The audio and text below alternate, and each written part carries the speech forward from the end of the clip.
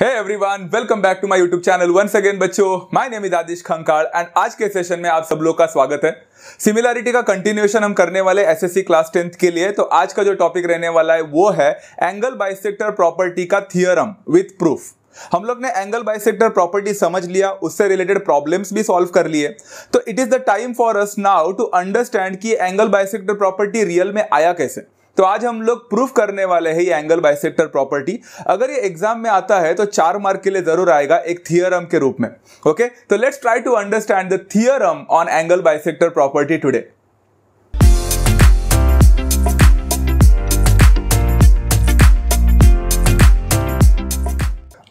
बच्चों, आज का टॉपिक जो होगा वो थियरम रहेगा। So let's try to understand how to proof this particular property. तो इसके लिए यहां पे हम लोग सबसे पहले लेंगे एक डायग्राम। तो एंगल बाइसेक्टर प्रॉपर्टी में ये रहा हमारा triangle. The triangle is triangle ABC.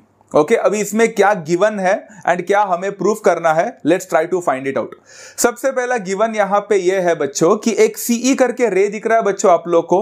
वो सीई करके रे जो है ना वो एक एंगल बाइसेक्टर का काम कर रहा है। तो यहां पे मैंने स्टेटमेंट लिखा है, in triangle ABC bisector of angle C intersects the segment AB in the point E.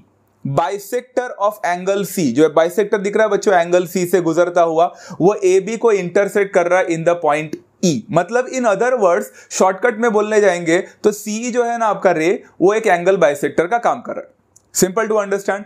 Okay, and हमें प्रूफ क्या करना है, what do we need to prove over here. बच्चों वहां पे देखो मैंने 2 ब्लू कलर के गोले भी डाल दिए आपको दिखाने के लिए कि वो एक एंगल बाइसेक्टर है। सिंपल, रे सी। ओके, हमें यहां पे प्रूफ क्या करना है, What do we need to prove? हमने एंगल बाइसेक्टर में सीखा है, जो एंगल बाइसेक्ट हुआ है उसका ऑपोजिट साइड जो 2 पार्ट में डिवाइड हुआ है उसका रेशियो मतलब AE upon EB that will always be equal to the ratio of the remaining side of a triangle। तो रिमेनिंग साइड कौन सा है बच्चा, एक है CA एंड दूसरा है CB। तो मतलब AE upon EB must always be equal to CA upon CB। As simple as that, हमें ये प्रूफ करना है। अब बच्चों ये प्रूफ करने वाला थियरम एक्चुअल में थोड़ा इजी है, बट इतना भी ऐसा एकदम स्मूथली एक डायरेक्शन में नहीं है। बहुत सारे चीजें आप लोग को प्रूफ करनी पड़ेंगी तब जाकर ये थियरम प्रूव होता है। इसलिए कुछ बच्चों को स्टार्टिंग में थोड़ा नहीं समझता, बहुत सारे बच्चे बोलते हैं, बट ट्राई करो बच्चों, 2-3 अटेम्प्ट्स में आपको ये समझ में आ जाएगा। Let's try to find it out how to prove this one. बच्चों प्रूफ करने से पहले यहां पे थोड़ा कंस्ट्रक्शन करना बहुत इंपॉर्टेंट है। वो कंस्ट्रक्शन क्या है मैं आपको बता देता हूं। The construction is draw a line parallel to ray CE passing through the point B। इसका मतलब क्या है मैं आपको कंस्ट्रक्शन करके बताता हूं। Draw a line parallel to ray CE, CE से पैरेलल होना चाहिए एंड वो पॉइंट बी से गुजरना चाहिए। कुछ ऐसे बना दिया, जरा देखो बच्चों यहां पे सीई से पैरेलल भी है एंड पॉइंट बी से गुजर भी रहा है। Is that clear? तो पहला स्टेटमेंट हो गया, बट ये डायग्राम थोड़ा अधूरा लग रहा है बच्चों।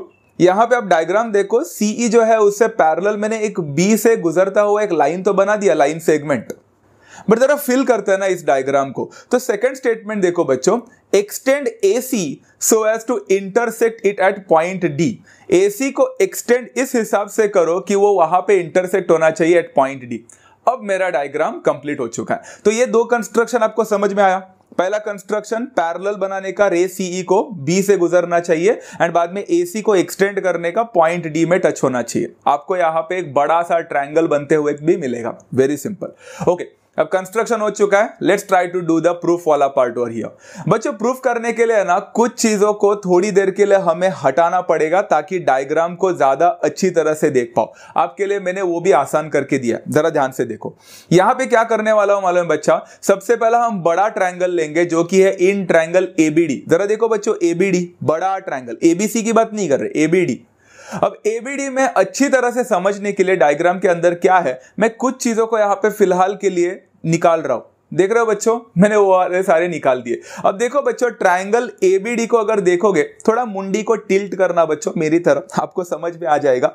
ट्रायंगल ABD में आप देख सकते हो बच्चों, आपका सेगमेंट CE जो है ना वो पैरेलल है सेगमेंट DB के साथ, या फिर साइड DB के साथ पैरेलल है। जरा देखो आपको पता चलेगा। एंड इसका रीजन क्या है, कंस्ट्रक्शन है। कुछ याद आ रहा है बच्चा, हमने ही कंस्ट्रक्ट किया था सीई से एक पैरेलल करके डीबी करके। Is that clear? तो ये पैरेलल हो गया बच्चों।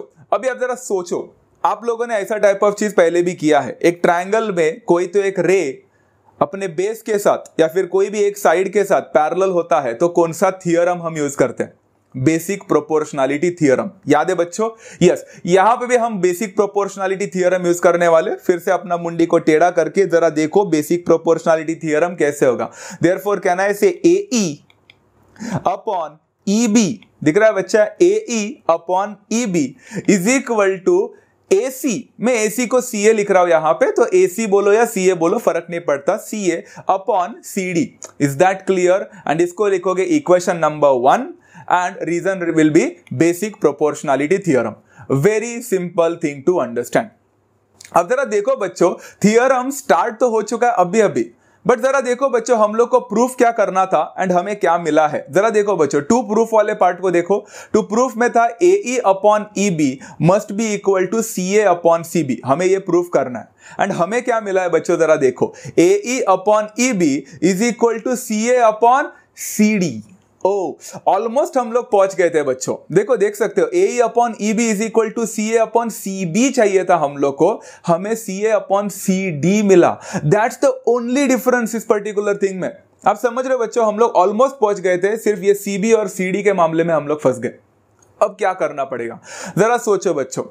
मतलब इस पूरे थियरम का एक ही फंडामेंटल है, एक ही मोटिव है, हम लोग को अभी क्या करना है, वो CD को कैसे भी करके CB के साथ इक्वल करना है। याद रखना, हम लोग को क्या करना है बच्चा, we have to proof that CD is equal to CB। अगर मेरा CD एंड CB इक्वल हो गया, मेरा काम हो गया। That's the only thing required now. अब वो कैसे करेंगे, वही सबसे बड़ा प्रॉब्लम है एंड वो सबसे बड़ा चैलेंज है इस थियरम का। Let's try to understand. Okay बच्चों, इसको समझने के लिए ना बच्चा यहां पे मैं कुछ चीजें करने वाला हूं, ध्यान से सुनना। मैंने ट्रायंगल को फिर से अपने रिस्टोर फॉर्म में लाया है। अब देखो बच्चों, यहां पे जरा ध्यान से देखना, मैं यहां पे क्या करने वाला हूं। वो जो C था ना मेरा सेगमेंट CE, वो सेगमेंट DB के साथ तो पैरेलल था ही, बट अब देखो नेसेसरी चेंजेस देखो मैंने यहां पे क्या किए, जरा दिख रहा है? मैंने ट्रायंगल में सारे चीजें निकाल दी फिलहाल के लिए आपको समझने के लिए। जरा देखो बच्चों, यहां पे सेगमेंट CE जो है वो पैरेलल तो है साइड DB के साथ, एंड कहना है से बच्चा वो AD जो है सबसे बड़ा, it is acting as a transversal over here. 9th standard का मैथमेटिक्स है, पैरेलल लाइन में पढ़ा है, जब दो लाइन पैरेलल होती है, एक लाइन उससे गुजरता है तो एक ट्रांसवर्सल बन जाता है। यहां पे CE and DB parallel lines थे and AD is acting as a transversal. बच्चों अभी मुझे बताओ, अगर दो लाइन से एक ट्रांसवर्सल गुजरता है तो क्या करेस्पॉन्डिंग एंगल्स कॉन्ग्रुएंट होते हैं?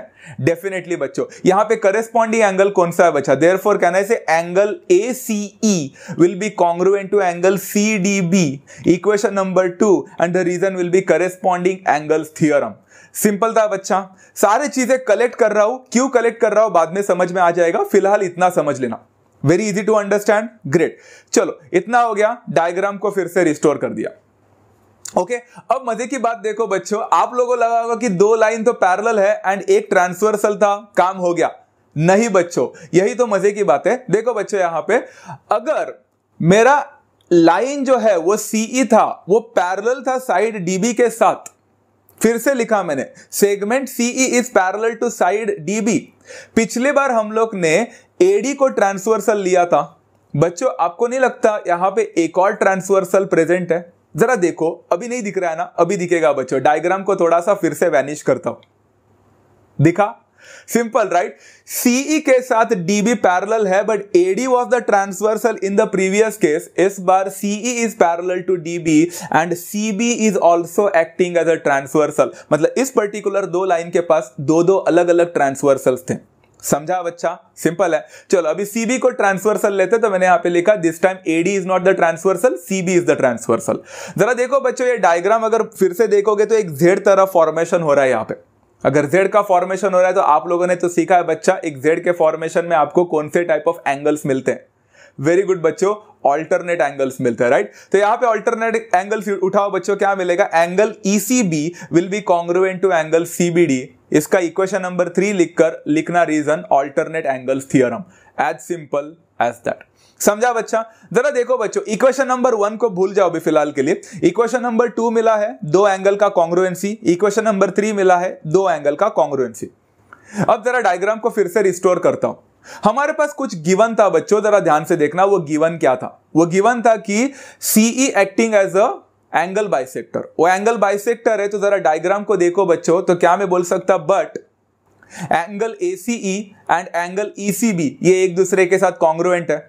इक्वेशन नंबर 4 भी लिख सकता हूं एंड गिवन भी लिख सकता हूं, क्योंकि एंगल बाइसेक्टर का काम ही तो होता है दो एंगल को इक्वल करना, कॉन्ग्रुएंट करना। मतलब angle ACE is congruent to angle ECB and मैंने वहां पे दो ब्लू कलर का दिखाया भी था पहले से, इसलिए मैंने वहां पे गिवन भी लिखा। अब जरा ध्यान से सुनो बच्चों, चाहो तो इस वीडियो को पॉज कर सकते हो, इक्वेशन नंबर 2 को देखो, इक्वेशन नंबर 3 को देखो एंड इक्वेशन नंबर 4 को ध्यान से देखो। आपको इसमें क्या रिलेशन मिलता हुआ दिख रहा है जरा ध्यान से देखो बच्चों, समझ में आ जाएगा। वीडियो को चाहो तो पॉज कर लो, एक बार समझ में आ गया तो फिर वीडियो को रेज्यूम कर लेना। राइट, चलो पहचान लिया बच्चा क्या है, जरा ध्यान से देखो। Equation number 2 and equation number 3 में जो था, इक्वेशन नंबर 4 ने उसकी कसर यहां पे बहुत इजी कर दिया, मतलब मिटा दी। Angle ACE is congruent to angle ECB। Equation number 2 में angle ACE left hand side में था, इक्वेशन नंबर 3 में angle ECB left hand side में था। ACE एंड ECB ये दोनों इक्वल हो चुके हैं, मतलब my left hand sides of equation number 2 and equation number 3 have become equal. अगर मेरे इक्वेशन नंबर 2 एंड 3 के लेफ्ट हैंड साइड इक्वल हो जाते हैं तो मेरे लेफ्ट हैंड साइड के साथ साथ इक्वेशन नंबर 2 एंड 3 का राइट हैंड साइड भी इक्वल हो जाएगा। मतलब कहना है से बच्चों, देयरफॉर राइट हैंड साइड क्या इक्वेशन नंबर 2 का CDB है and right hand side equation number 3 का क्या है CBD है, तो CDB will be congruent to angle CBD। इसका इक्वेशन नंबर 5 लिख सकते हो, नहीं लिखा तो भी चलेगा, बट यहां पे रीजन लिखना ना भूले, from second, third and fourth. Is that clear to everyone बच्चों, समझ में आ गया? सेकंड, थर्ड एंड फोर्थ से हम लोग को दो एंगल का कॉन्ग्रुएंसी मिला। मैंने डायग्राम में दिखाया बच्चों, CBD एंड CDB दोनों सेम होते वक्त, देखो बच्चों दिख रहा है, एक गोला वहां पे है एंड एक गोला यहां पे है, CDB CBD इक्वल हो चुके हैं। Is that clear? अब आप सोच रहे होंगे ये सब क्या चल रहा है सर, आप एंगल कॉन्ग्रुएंट निकाल रहे हो, हमें कुछ और ही निकालने को बोला था, आपने तो बोला था कि CB एंड CD इक्वल होने चाहिए, यहाँ पे CB और CD का इक्विवेलेंट के बारे में तो आप बात ही नहीं कर रहे हो। बच्चों जरा ध्यान से देखो, 9th स्टैंडर्ड में एक और थियरम आप लोगों ने पढ़ा था। मेजॉरिटी ऑफ द थिंग्स आप जो पढ़ते हो ना 10th स्टैंडर्ड में, वो 9th से ही डिराइव की हुई चीज है, इसलिए 9th भी बहुत इंपॉर्टेंट है बच्चों। ओके, 9th में एक चीज सीखा था बच्चों, अगर आप देखोगे ना वो angle CDB and angle CBD जो है ना वो कॉन्ग्रुएंट हो चुका है। वो कौन से ट्रायंगल का था? वो ट्रायंगल CBD का था। अगर वो ट्रायंगल को देखोगे तो उसके दो एंगल सभी कॉन्ग्रुएंट हो चुके हैं। क्या सीखा था बच्चों आप लोगों ने? If the two angles of a triangle are congruent then their opposite sides are also congruent. कुछ याद आ रहा है? मतलब एंगल CDB का ऑपोजिट साइड है CB, एंगल CBD का ऑपोजिट साइड है CD। मतलब क्या मैं बोल सकता, therefore CD is equal to CB हो जाएगा। एंड इसका इक्वेशन नंबर 5 लिखने के बाद रीजन लिखो बच्चों, the reason was no not isosceles triangle theorem, it is converse of isosceles triangle theorem. बच्चों प्लीज याद रखना, आइसोसेलेस ट्रायंगल थ्योरम अलग, converse of isosceles triangle theorem उसका उल्टा होता है। यहां पे हम एंगल कॉन्ग्रुएंट मिला इसलिए हमें साइड कॉन्ग्रुएंट मिला, इसलिए इसको बोलेंगे converse of isosceles triangle theorem. समझा बच्चों? नेक्स्ट स्लाइड में दिखाता हूं बच्चों, यहां पे हमें क्या मिला है। इक्वेशन नंबर 1 यहां पे था हमारा, इक्वेशन नंबर 2 मिल चुका है बच्चों, इक्वेशन नंबर 3, 4 सब मिला है, बट इक्वेशन नंबर 5 अब ज्यादा इंपॉर्टेंट है हमारे लिए। एंड इक्वेशन नंबर 5 क्या है बच्चों? CD is equal to CB। तो बच्चों इक्वेशन नंबर 1 को फिर से लिखते हैं, AE upon EB is equal to CA upon CD के जगह पे आप लिख सकते हो अभी क्या, इक्वेशन नंबर 5 में देखो बच्चों, CD could also be written as CB, तो मैंने यहां पे CB लिख लिया एंड रीजन लिखूंगा बच्चा फ्रॉम 1 एंड 5। एंड अगर आप लोग ध्यान से देखोगे तो क्या हमें यही प्रूफ करना था बच्चों? Definitely guys, AE upon EB is equal to CA upon CB and that's how we understood this theorem with a proper approach। समझा बच्चा? सिर्फ एक बार बेसिक प्रोपोर्शनलिटी थियरम अप्लाई करना था इसमें, फिर वो जो CD के जगह पे CB लाना था एंड इसके लिए हमने दो ट्रांसवर्सल का मदद लिया एंड वहां पे हम दो एंगल्स को कॉन्ग्रुएंट करके converse of isosceles triangle theorem का इस्तेमाल करके इस थ्योरम को प्रूफ कर दिया। सच बताओ तो ये थ्योरम बहुत ज्यादा इजी है बच्चा, थोड़ा कंफ्यूजिंग इसीलिए लगता है बिकॉज डायग्राम्स बहुत डिफिकल्ट लगते हैं। इस हिसाब से डायग्राम को समझ लेना बच्चा, स्टार्टिंग में 2-3 बार अच्छी तरह से प्रैक्टिस करना। Once you understand this particular thing, this is going to be a 4 mark theorem for all of you, जो कि आपके पॉकेट में आसानी से जाएगा। इज दैट क्लियर बच्चों? आई होप आज का सेशन आपको समझ में आया है एंड अच्छा लगा है। आज का सेशन हमने शॉर्ट रखा है बच्चों ताकि आप लोग को थ्योरम पढ़ने में आसानी हो जाए।